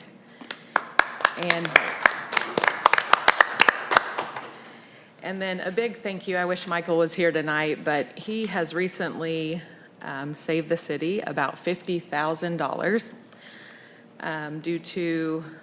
partially due to out-of-the-box thinking, which was amazing, and then partially just due to persistency on an issue that he's been dealing with for quite some time.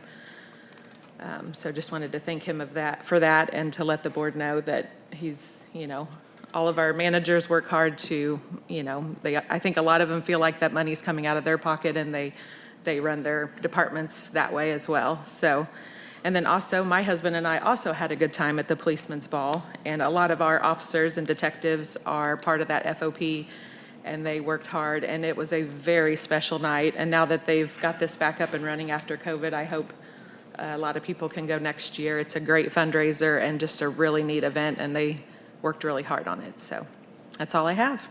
All right, thank you. City Clerk, Tara Barth.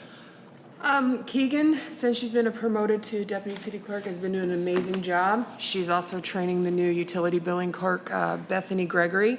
She started on Monday. I know that Carrie Bell's not here, so Bethany is now working out really well over there. We got a great team up front, so now we're back to being fully staffed. I can't wait till Bethany's on the go, and I've got Keegan all to myself, so we can get that up and going. And other than that, we're doing great. Thanks. Very good. City Attorney, Cole Bradbury.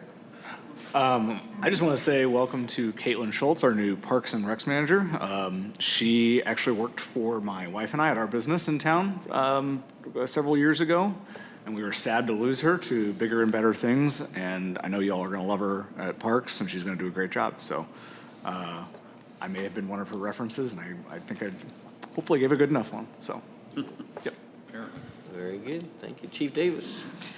Got a few things. Janine and I did go to the FOP ball, and it was like everybody else. It was a good event. Blair and Brian are part of the officers for the FOP, and Brian even recognized Blair at it. She had to almost single-handedly put that thing together, so she did a great job on that. Sergeant McCory will be graduating Command College next Friday at 10 o'clock at the Capitol Rotunda with about 25 or 30 other classmates. They spent 1 week for the last 6 months up at Missouri Police Chiefs Association going through Command College. So, it's just another step getting him ready to take a step up in another position for when some of us start to retire. We've got a new family member in the police department, Officer Nathan Verplugen and his wife Whitney. Welcomed the birth of their daughter, Ava Lynn, 2 days ago. Everybody's doing fine, and they're all enjoying the new little one. And then our ambulance department received their training entity certification, so they're going to be able to, teach classes, eventually maybe an EMT course, but they'll be able to issue CEUs to keep their paramedic and EMT licenses current, so they've been busy downstairs. So that's all I got. Thank you, Chief. Yes, Tar. One more thing, MML is coming up for the conference in September, and registration opens up at the end of the month. Can I have who wants to go from the board so I can get a list, so as soon as it opens, I can I can reserve rooms? Yep. Can you guys let me know? I shoot out an email. What's the dates? Yes. It's September, I just had it, It's a week September. after Wingfest. And where is it? After It's Wingfest this year? Sunday after Wingfest, I believe. It's in St. Charles, and it's the 14th through the 17th of September. So I'll shoot out an email, expect that coming up next week. So as soon as it comes out on April 29th at 10 o'clock, I'll be on registering at 10:01 to make sure we get in the host hotel. Very good. Okay, so keep that on your register, put that in your calendar. There's okay? there's a casino in St. Charles, isn't there? There is. The boat? Okay. My name down. All right. Ron White, Building Inspector. Nothing tonight. All right. Maddie, Human Resource. Thank you, Mayor and members of the board. Abby and I, really Abby mostly because I have her heading it up, the Employee Betterment Committee had their first meeting this week on Wednesday. We've got about, I think it's 12 to 14 city employees that have volunteered to be a part of that. It was a really good first meeting, very productive. Everyone's getting along really well. And just a thank you to Abby for helping me get that back up and running. All right. Who's grabbing the microphone? Eric Gregory, Parks. Yes, sir. Very quickly, again, welcome Caitlin Schultz as our new rec specialist. We all are also holding interviews for our vacant park tech position on the week of April 14th. Just to update the board on our weekend softball and baseball tournaments. As you all know, we last fall, whenever the tournament directors would contact us, we were unable to accept registrations for tournaments this year because the Ballparks National contract was still pending. And then unfortunately, in very late December, I think the last meeting, Ballparks National chose not to renew that contract. We immediately reached out to our tournament directors. A lot of them had already scheduled tournaments, but we do have 5 tournaments scheduled this summer, including a 5-day one with Ballparks National, interestingly enough. But we don't have as many tournaments, but we have an organization called League Joe who's going to be coordinating our slow pitch softball. Normally, this is a 2-month season. However, they want to have slow pitch softball, adult and co-ed, 2 nights a week, year-round. So we'll see how that goes. So I'm in favor of it, and they seem to be very enthusiastic. They coordinated slow pitch softball at our park for Ballparks National last year, so they do have experience. We also have a church league that will be starting in May for 2 months, 1 night a week on one of our fields. And League Joe wants to try out maybe kickball leagues, so it's going to be very busy at City Park. In addition to Little League practices, those start next week. We had our coaches meeting last night, and again, I want to thank all of our coaches and parents and everything, volunteers that helped make that possible. Our disc golf course is almost complete. We just have to have signage made, do a little bit more clearing, and we're hoping to have it open possibly mid to late April. So very excited about that. Also, just to update the board, I have a very enthusiastic and proactive local group of volunteers who have requested to bring the old sand volleyball court back to life. They're willing to donate their time and quite a bit of money in new equipment, nets and pads, to do so. And I'm in agreement with this, and I'll be sending the board out an update email just to get everybody. So we want to move forward with that, and there's quite a few people that are wanting this to happen. Other than that, I have nothing else. All right, thank you very much. Tied in still. Airport, please. I have nothing to add to that. Sorry, thank you. I did not get my invitation to the policeman's ball either. I'll be looking for that. Thank you. Drew Bowman.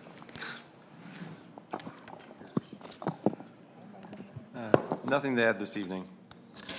All that work to say that? Talking to the mic or not?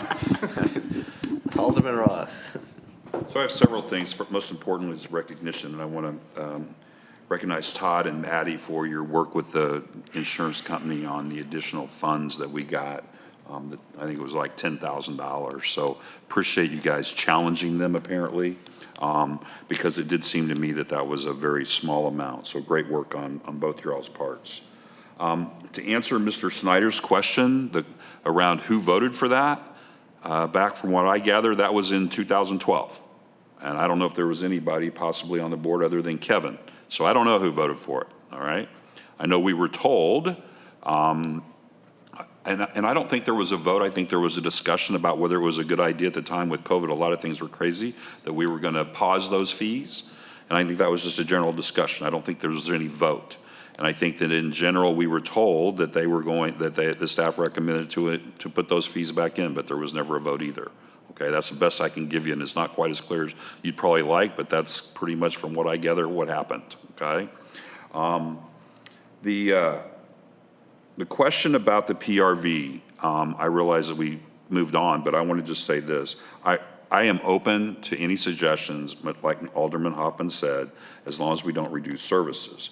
I am not okay with having an ordinance in place and then for 2 years doing something else.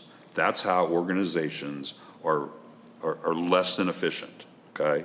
Having a policy and not following it for 2 years and knowingly do so, in my mind, is just ludicrous, and I'll leave it at that.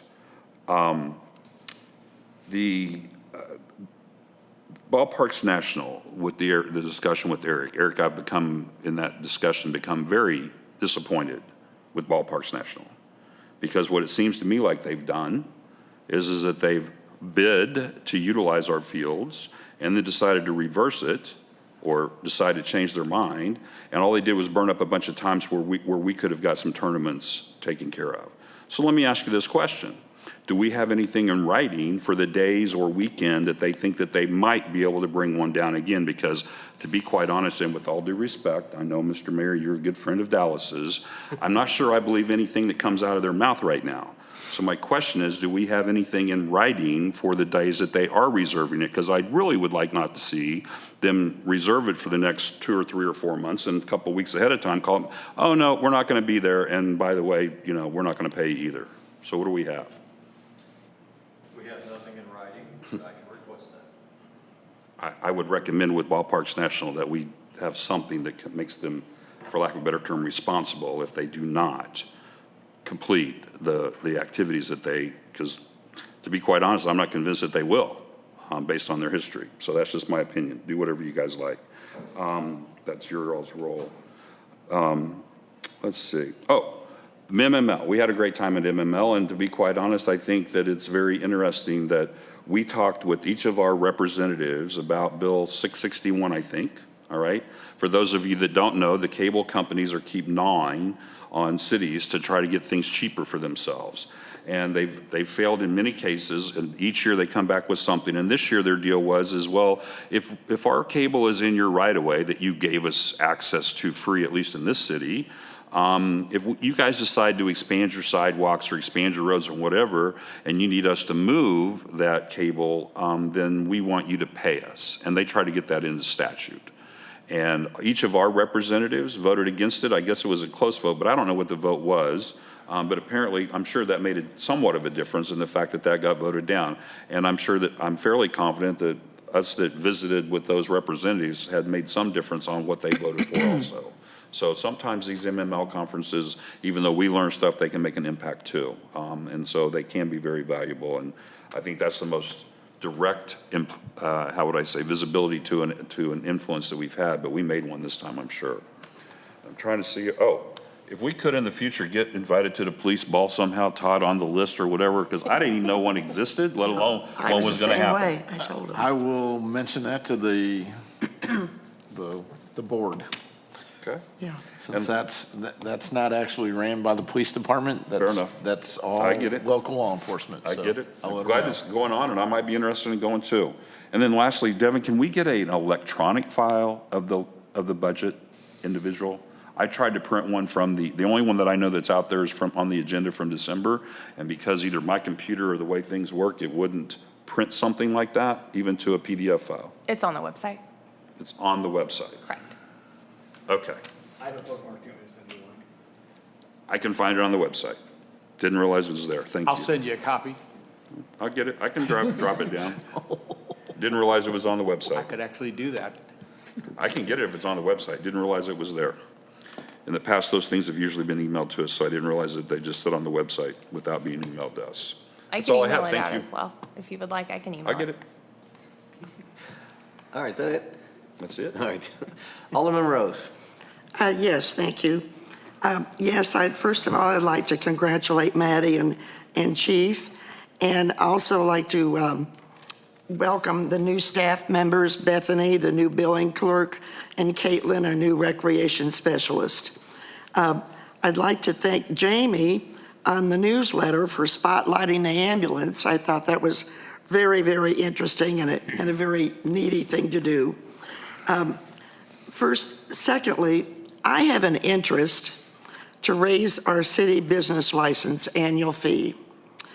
Currently, it's $50 per business, and it's been that amount for the past 5 years.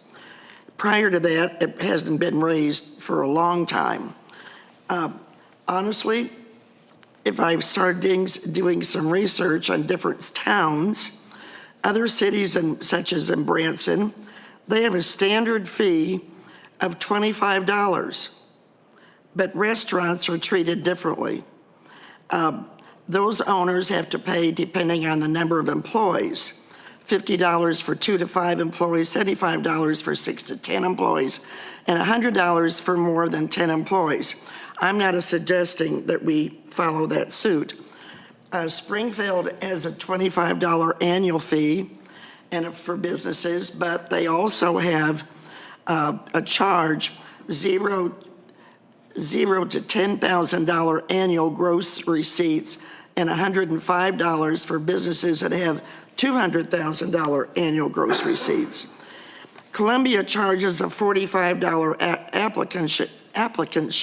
application fee and then an annual business license of $75. Plus, they charge 0.25% per $1,000 in gross receipts. And I thought that was interesting.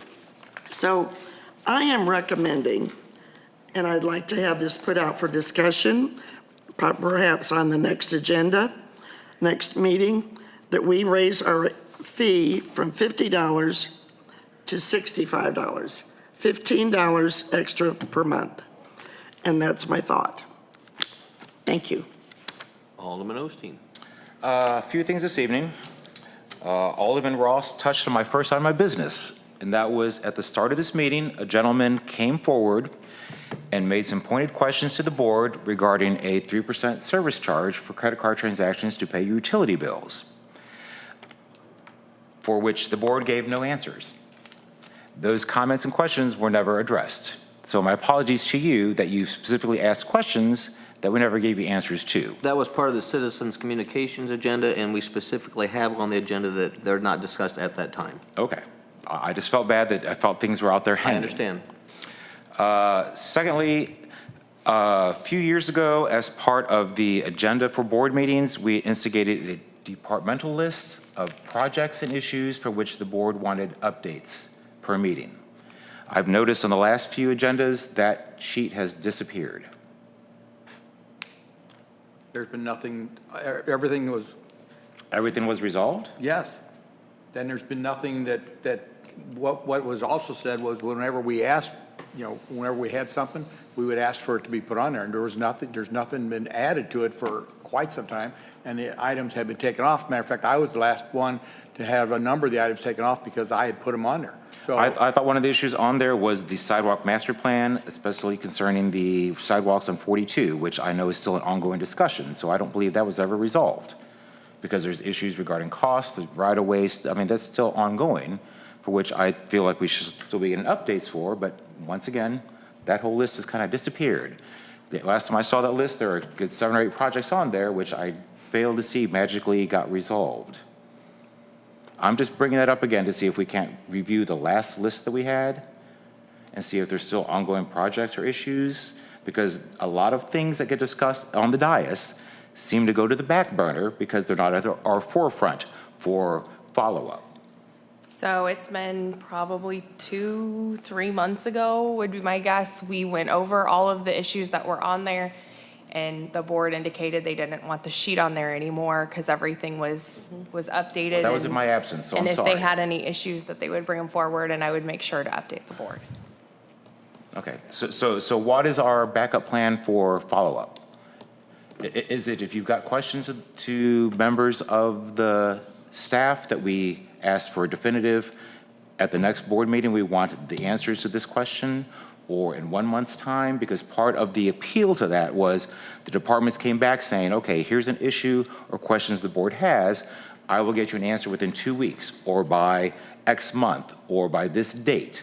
So I feel like, once again, things are going to go by the wayside, and there's not going to be a real set plan for follow-up.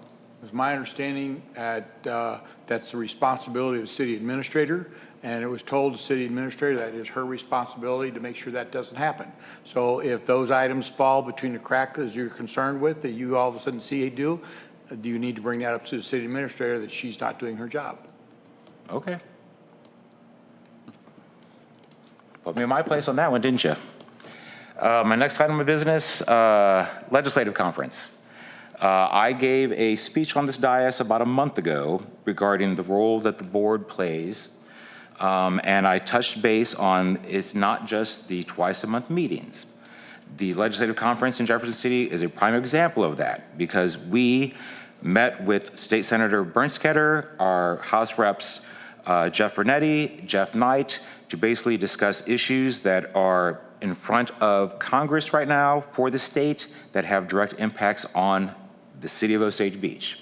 It was our chance to get in front of those legislators and basically say, our opinions, or from our standpoint for the city, these are the issues we're going to have. Most of them were negative effects they were going to have on our city, but at least it was our opportunity to get in front of those state representatives and give them our opinions, hopefully helping to sway the decisions on their voting process. Election is coming up. Election date next Tuesday. Get out and vote, people. Do you like your odds? That's neither here nor there, because you can't basically shill for votes on the dais. But anyway, just to our citizens, anybody watching, et cetera, your voice does matter. There are more than just aldermen on the ballot for re-election. There are issues, there are school board member vacancies, et cetera. So once again, just get out and vote. Lastly, my apologies to anybody on the board who I offended with my comments regarding the donation requests for the Jeep invasion. My disappointment in the board was not on the line of questioning regarding revenue and expenses or donation dollar amounts, et cetera. My issues with the board were the line of questioning or comments that once again goes back to a fostering a view of it's Osage Beach against everybody else. It is a what are you doing for me mentality, which I have recently spoke about, that at the end of the day, we are all Lake of the Ozarks. Anything that brings in more tourists and more dollars to Lake Ozark, to Camden, et cetera, obviously has a domino effect on us. And I felt like a lot of that line of questioning was, we don't support this event because we don't see the direct dollars we're going to get from this event. That was just my perception, right or wrong. But once again, part of why we're elected officials here is to give opposing views. And I just had issues with, I felt like the line of questioning basically made it sound like we did not support events that weren't specifically held in the city of Osage Beach. That is all I have. Alderman Hoffman. Yes, just to address Mr. Snyder, and I'm sure since you were mayor, you know that the procedures are we couldn't respond until now. This on our way up to MML, this came up. We were talking about it. I know I never voted for it, and I think the staff ultimately did it.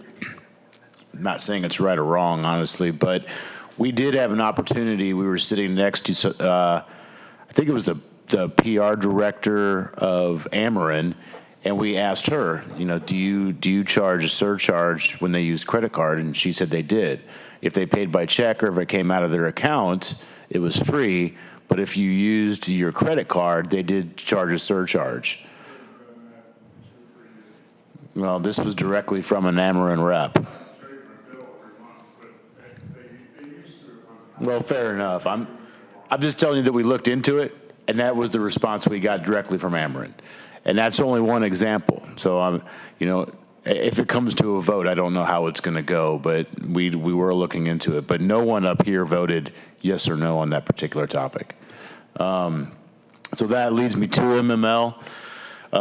Just piggybacking on what everyone else said, it was a great conference. We had a really good opportunity to sit and meet with Representative Knight, Representative Vernetti, and Senator Bernstetter. And I do think that on Bill 661, and thank you to Sunrise Beach, who had some reps up there too, and they came out and met with us and spoke against it. It was really going to hamstring cities and their developments moving forward and their budget. And I think that we actually did sway them. I think they were kind of leaning towards voting yes on it. And after discussion, Knight voted no, Vernetti voted no, and Mayhew voted no. And it was a very, very close vote, and it was very good for cities that they voted no. And lastly, Chief, I too would like an invitation if possible. I'll let them know. That's all. Thanks. Alderman Barilla. Well, I attended the policeman's ball. Sorry, nobody else got an invite. Thanks for letting us know. It was a nice event, and I do look forward to going again next year. Other than that, I just have a thank you for Eric and Caitlin taking time out of your day this week. I am on the Wingfest committee along with Richard and Todd, and we have some other ones as well. And we are looking at moving the event to a different location. And they took time to meet with us and go over some stuff. So hopefully more good stuff to come on that. That's all I got. Sorry. Alderman Rucker. A couple of things. First of all, Cole and Devin and Drew and Rob, I thank you for the report that you put together on the situation down on Girard Lane. That's for those that are listening. The gentleman came forth at the last meeting with some concerns and some issues, and the staff went to work on that, and have sent a response back to the board, basically letting it be known that they did do the investigation, and it's not our responsibility to take on the issues that are there. I know that's what they were told before. But unfortunately, they apparently didn't remember that. So I appreciate the fact that you guys did that and got to it quickly and the response and the reasoning on everything. Secondly, Mr. Schneider, on that vote for the credit card thing, there was not a vote. It's a responsibility of the staff to take care of that. And the only thing that came forth to the board was a notification that was being put in on hold during the COVID time, and then after the COVID time, it was brought forth that it was being taken off. I was the one that raised a lot of the question at that point because I thought we had voted at that time, which I was in favor of the vote back in the COVID time, but I thought we had voted on it and we did not. So that's why the staff took the action they did, and so that's why there's not been a vote. Prior to that, may have went all the way back to your time when you were mayor when it was being instituted. I don't know, but and we've since had some research being done by our council on what items the board has to vote for and what items the board does not have to vote for, and we believe we are in line, but we're dotting our I and crossing our T on that because now that we have staff, the board does not have to vote on every little thing. That's what we have staff for, but we have to make sure we're within the lines of the law. The other thing is MML. I wish I would have went. Unfortunately, I was still suffering the back situation and was actually at doctor's that day. But I wish I would have went. I've always enjoyed them, and sounds like I missed a good one. But the good news was I got a clean bill of health from my doctor, and so I'm good to go there. Lastly, but not least, is I would like the board to give help to the staff in reference to our board meetings. There's a couple of things that I think we as a board can do to help staff out. This meeting we're having tonight, obviously this is Thursday night, we're having a meeting. I don't know if the board's aware of it, but I am, because I was concerned and a little upset about something that happened at the last couple packets, so I did a little research. Just to let you know the time frame. This board meeting we have tonight is Thursday night, okay? Next Tuesday is the cutoff that everything has to be into TARA for the agenda. All the stuff, staff has to turn everything in by next Tuesday so that the packet can be put together, and so that Cole can do his legal things that has to be done. Devin has to do the things that she has to do with it, so it can be printed and brought out to us on Friday, okay? This didn't happen this time. Part of it was the fact that Devin was sick, and that's just happened this last time. But it's also because things are running so close, where one of the things that we can do, and I've talked with staff, one of the things that I think we can do is, number one, realize that if we want something on the agenda, we need to get it there by Tuesday. That's the cutoff. So, other than special circumstances, we should try to make sure we don't try to use our power to push that. Second thing, if we have something like, a good example is tonight, if we had a major rewrite of the PRV ordinance, that could be real difficult for staff to have to go back tomorrow, and they've got to fit this into their regular work schedule.